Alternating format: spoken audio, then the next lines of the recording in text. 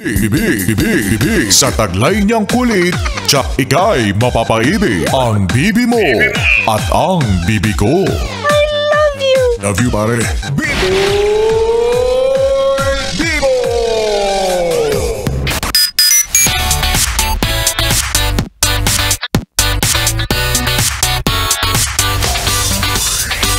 Yes, friend!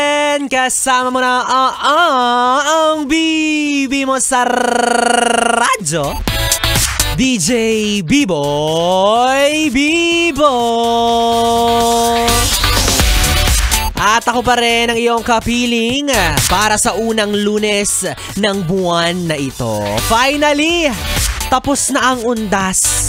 Ang mga parol at Christmas lights pwede nang ilabas. Yung mga kampana ninyo, ilabas nyo na yan. Kalembangin nyo na yung mga belts ninyo. Go! Jingle na ng jingle na mga bells. Pwede na, diba? O kaya yung mga ninong at ninang, o paano ba yan? E di mag-iipon na kayo niyan. This year, baka naman pwedeng huwag na kayong magtago. Wow, kala mo naman talaga hindi gawain ni B-Boy Bibo.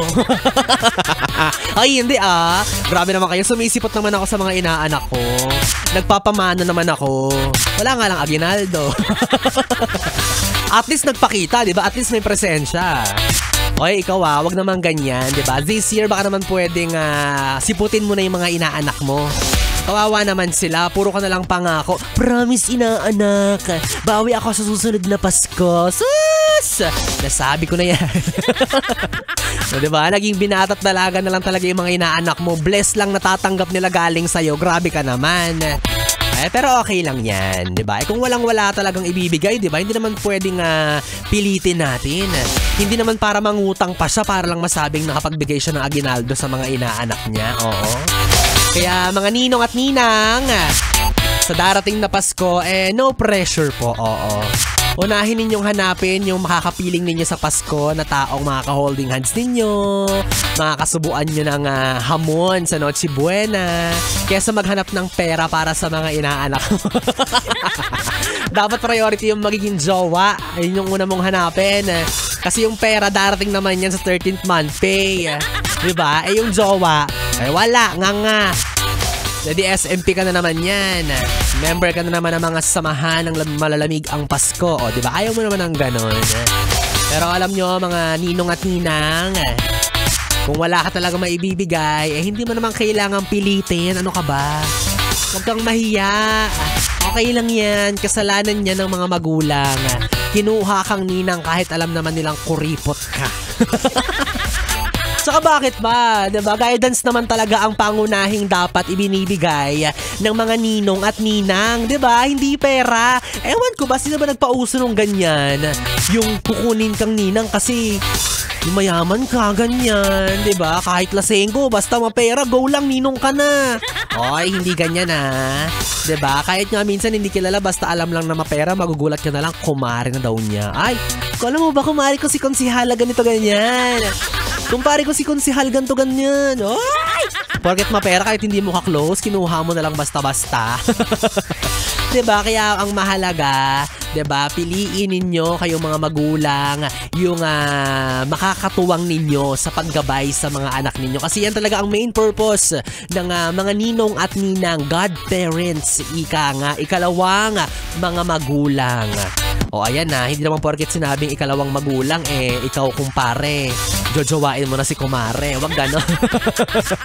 Wag ganon At saka kayo mga magulang, yung mga ninong at ninang na mga anak ninyo, sanayin nyo rin naman na makilala nila, diba? Maging ka-close nila. Hindi yung kilala lang nila yung mga ninong at ninang nila kapag araw ng Pasko. Oo, may mga ganyan. Yung tipong kapag sinabi mong, bless kay ninong, bless kay ninang, ay hindi niya kilala, nagagalit yung bata. Sabi kasi niya, sino ba yan? Pinagbe-bless mo ako dyan. Hindi niya alam, ninang niya pala, diba? O anyways, meron ka pang 3 cut-off para makapag-ipon-ipon pa, oo. Dagdag mo pa yung 13th month pay mo na makukuha mo sa kumpanya. Ay, instant mapera ka talaga bago magpasko. Pero after ng Pasko, kailangan mong tanggapin na mas may pera pa yung mga bata kaysa sa'yo. Diba? Kung dati excited tayong magpasko, ngayon nagtatago na tayo. Oo.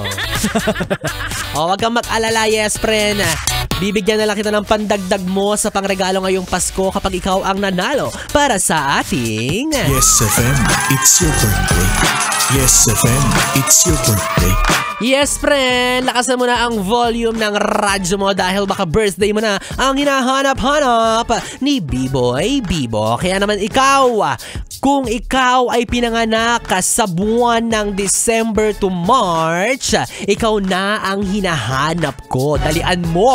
Mag-send ka na ng valid ID mo na may kasamang birth date, kalakipang screenshots bilang patunay na ikaw ay nakafollow sa Facebook page ng Yes FM Manila at sa Facebook page ko, DJ B-Boy Bibo. Again, ang hinahanap ko po ay mga pinanganak sa buwan ng December to March.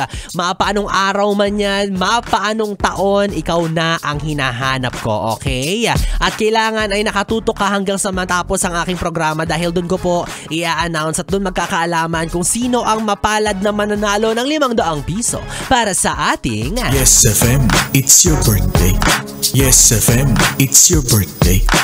Wala na miss mga yes friend, ako na ang iyong kapiling DJ B-Boy Bibo, ang DJ na single, ready to mingle, basta walang label. Pwede mo akong makatabi hanggang mamayang alas 12 para sa ating BB Time. Dito pa rin at dito ka lang sa istasyong No Problem.